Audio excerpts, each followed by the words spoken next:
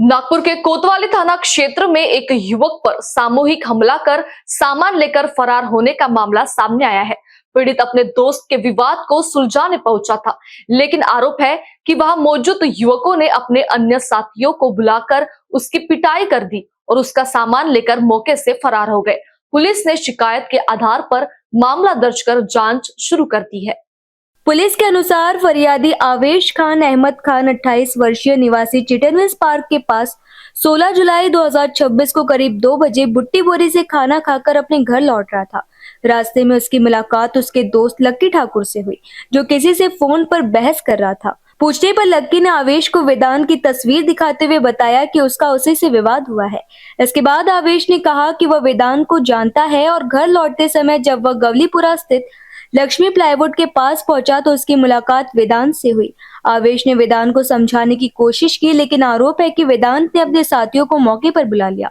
फरियादी के मुताबिक इसके बाद गौरव राजू धांधड़े, वेदांत, राम धर्मेश धांधड़े, लक्ष्मण धर्मेश धांधड़े, आशीष यादव, आदित्य यादव, कृष, ऋषभ बबलू धांधड़े, साहिल यादव और शुभम यादव ने मिलकर फरियादी से मारपीट की।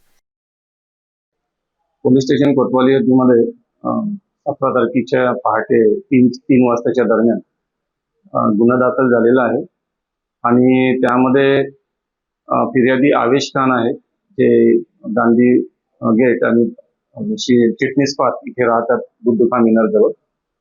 तर त्यांचे मित्र जे हे आहेत लक्की ठाकूर म्हणून, जे की बजिरियामध्ये राहतात, त्यांच्या ओळखीचा आणि आपल्या फिर्यादीच्या ओळखीचा एक वेदांत म्हणून व्यक्ती होता आणि त्याचा आणि वेदांतचा आणि त्या ठाकूरचा काहीतरी वाद होता।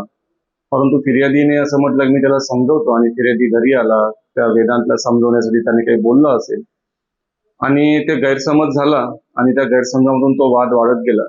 तर त्यामध्ये फिर्यादीला काही 8-9 लोकांनी मारहाण केली अशी फिर्यादीने तक्रार दिली। त्या अनुषंगाने गुन्हा दाखल केलेला आहे आणि आरोपींचा शोध सुरू आहे। आरोप है कि मारपीट के बाद आरोपी फरियादी का कुछ सामान लेकर मौके से फरार हो गए और सभी आरोपी फरार है। घटना की शिकायत के आधार पर कोतवाली पुलिस ने मामला दर्ज कर आरोपियों की तलाश और पूरे मामले की जांच शुरू कर दी है।